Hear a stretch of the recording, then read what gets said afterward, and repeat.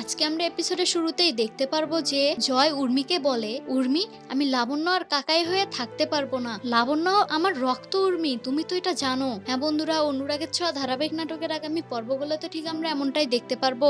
আর আপনারা যদি আমাদের চ্যানেলে নতুন হয়ে থাকেন, চ্যানেলটিকে অবশ্যই একটি সাবস্ক্রাইব করে দিবেন। এপিসোডের শুরুতেই দেখতে পারবো যে লাবণ্য তো আমার নিজের সন্তান, তুমি যদি এগুলো জানার পরেও আমার সাথে থাকতে চাও তাহলে থাকো, নাহলে তুমি যদি আমাকে ডিভোর্স দিতে চাও তাহলে ডিভোর্স দাও। এরকম করে যেন জয় উর্মিকে বলতে থাকে। ঠিক তখনই যেন উর্মি বলতে থাকে যে জয় তুমি কি পাগল হয়ে গিয়েছো, তুমি তোমার মেয়ের জন্য আমাকে ডিভোর্স দিতে চেলে।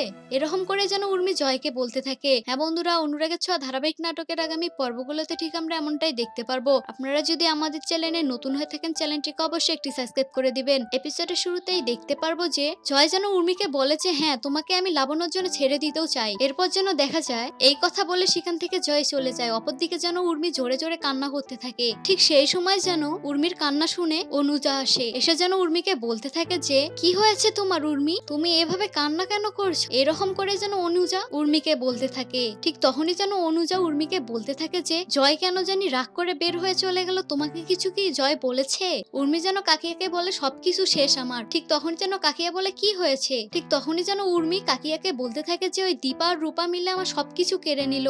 উর্মি যেন কাকিয়াকে বারবার করে বলতে থাকে যে আমি দীপাকে আর রূপাকে কোনোভাবে শান্তিতে থাকতে দিব না, ওদের জীবন আমি সার্কাস করে দিব। ঠিক তখন যেন কাকিয়া বলে যে কি হয়েছে সবকিছু আমাকে একটু খুলে বলো, না হলে আমি কিভাবে বুঝবো। অপরদিকে যেন দীপাকে দেখা যায় লাবণ্য যে জায়গায় ডাক শুনেছিল ঠিক সেই জায়গায় যেন দীপা চলে যায়। হ্যাঁ বন্ধুরা, অনুরাগের ছোঁয়া ধারাবাহিক নাটকের আগামী পর্বগুলোতে ঠিক আমরা এমনটাই দেখতে পারবো। আর আপনারা যদি আমাদের চ্যানেলে নতুন হয়ে থাকেন, চ্যানেলটিকে অবশ্যই একটি সাবস্ক্রাইব করে দিবেন। দীপা যেন সেখানে আসার পর সেই জায়গায় যেন অনেক কয়েকটি বাড়ি থাকার কারণে দীপা যেন কোনোভাবেই লাবণ্যকে খুঁজে পায় না। দীপা যেন মনে মনে বলতে থাকে যে সবারই তো বাড়ি গিয়ে চেক করা সম্ভব না, তাহলে আমি কাউকে জিজ্ঞেস করে দেখি। ঠিক সেই সময় যেন একটা বৃদ্ধ মহিলাকে দেখে দীপা ওই জায়গাটা ঝাড়ু দিতে। দীপা যেন দৌড়ে সেই মহিলাটার কাছে গিয়ে জিজ্ঞেস করতে থাকে। অপরদিকে যেন দেখা যায় রূপা যেন কৃষ্ণকে বলতে থাকে যে আমার কিছু ঠিক লাগছে না কৃষ্ণ, তুমি কিছু করো। মা আমাকে কিছু না বলে ওভাবে চলে গেল।